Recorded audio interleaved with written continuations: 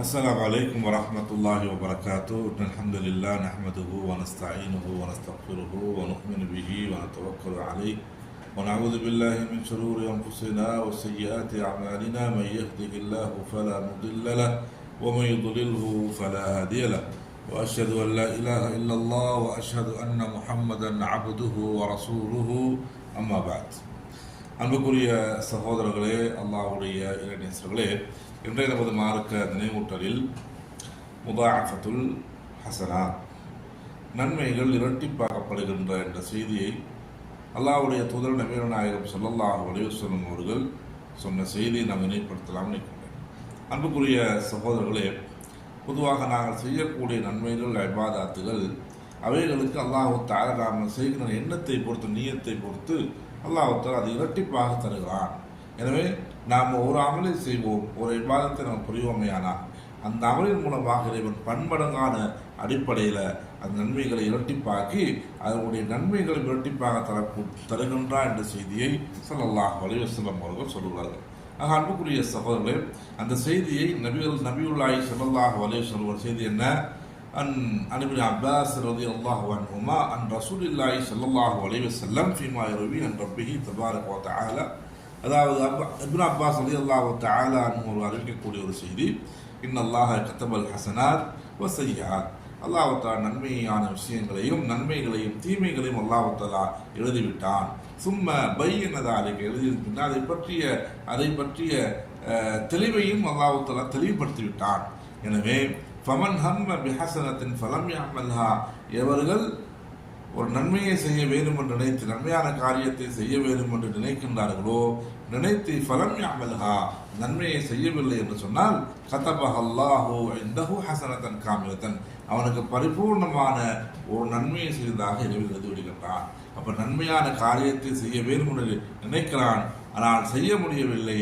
அந்த நினைப்பது, அந்த எண்ணத்துக்காக வேண்டி இறைவன் செய்கிறான், நல்ல எண்ணத்துக்காக வேண்டி இறைவன் ஒரு பரிபூர்ணமான ஒரு நன்மையை இறைவன் எழுதி விடுகின்றான் அவன் புறத்தில் என்ற செய்தியை ஸல்லல்லாஹு அலைஹி சொல்லிவிட்டு மேலும் சொல்லுகிறார்கள், வஇன் ஹம்ம பிஹா ஃபஅமிலஹா கதபஹல்லாஹு இன்தஹு 10 ஹஸனாத் இலா 700 லஅஃபன் இலா லஅஃபின் கஸீரத்தின். அதாவது நன்மையை செய்ய வேண்டும் என்று நாடுகிறான், ஆனால் செய்யவில்லை. திரும்ப நன்மையை செய்ய வேண்டும் என்று நினைக்கிறான், ஆனால் செய்துவிட்டான். நன்மையான காரியத்தை நினைத்து அவர் செய்துவிட்டானே, ஆனால் அதற்காக இவன் அந்த நன்மைகளை அல்லாஹ் தஆலா 10 மடங்காக ஆக்கி கொடுக்கின்றான். அதையும் அதிலிருந்து 10 நன்மைகளாக மாற்றி மேலும் இலா 700 அதை 70 மடங்காக மாற்றி விடுகின்றான். அதை விடவும் இல்லாத ஆஃபின் கஸீரத்தின், அதை விடவும் அதிகமானதாகவும் இறைவன் இரட்டிப்பாக்கி அந்த நன்மைகளுக்காக வேண்டி கூலிகளை இறைவன் கொடுக்குகிறான் என்ற செய்தியை ஸல்லல்லாஹு அலைஹி வஸல்லம் சொல்கிறார்கள். அதே போன்று வஇன் ஹம்ம பிஸய்யிஅத்தின், இவர்கள் ஒரு தீமையை செய்ய வேண்டும் என்று நினைக்கிறான், பாவமான காரியத்தை செய்வோம் என்று நாடுகிறான், ஆனால் ஃபலம் யஅமல்ஹா, அவன் நினைத்து செய்யவில்லை என்று சொன்னால் கதபஹல்லாஹு இன்தஹு ஹஸனத்தன் காமிலத்தன், அவனுக்கு பரிபூர்ணமான ஒரு நன்மையை செய்ததாக இறைவன் எழுதி வருகின்றான். பாவத்தை செய்ய வேண்டும் என்று நினைக்கிறான், ஆனால் செய்யவில்லை, செய்கின்றான். அதற்காக வேண்டி ஒரு பரிபூர்ணமான நன்மையை எழுதி வருகின்றான். பாவத்தை செய்ய வேண்டும் என்று நினைத்து பாவத்தை செய்துவிட்டானே, ஆனால் கதபஹல்லாஹு ஸய்யிஅத்தன் வாஹிதத்தன், அவனுக்கு ஒரு தீமையை மட்டும்தான் எழுதி வருகின்றான் என்ற செய்தியை ஸல்லல்லாஹு அலைஹி வஸல்லம் சொல்லுவார்கள். இந்த ஹதீஸின் மூலமாக அல்லாஹ்வுடைய தூதர் ஸல்லல்லாஹு அலைஹி வஸல்லம் தெளிவுபடுத்துகிறார்கள், அல்லாஹ் தஆலா தன்னுடைய அடியார்கள் மீது எந்த அளவுக்கு தன்னுடைய ரஹ்மத்தின் விஸ்தீரத்தன்மையை பரப்பியிருக்கின்றான், தன்னுடைய அடியார்கள் மூலமாக எந்த அளவுக்கு கருணை உள்ளவனாக இருக்கின்றான் என்பதனை இந்த ஹதீஸ் எங்களுக்கு தெளிவுபடுத்துகிறது. ஆகவே அன்புக்குரிய சகோதரர்களே, பாவங்களை நாங்கள் குறைத்துக் கொள்ளக்கூடியவர்களாக நாம் மாற வேண்டும். பாவங்களை செய்வதன் மூலமாக இறைவனுடைய அந்த இரக்கத்தை விட்டும் ரசிகர்கள் தூரப்படுத்தப்படுகிறார்கள். பாவங்கள் மூலமாக அல்லாஹ்வுடைய அருள்களை விட்டும் தூரப்படுத்தப்படுகிறார்கள்.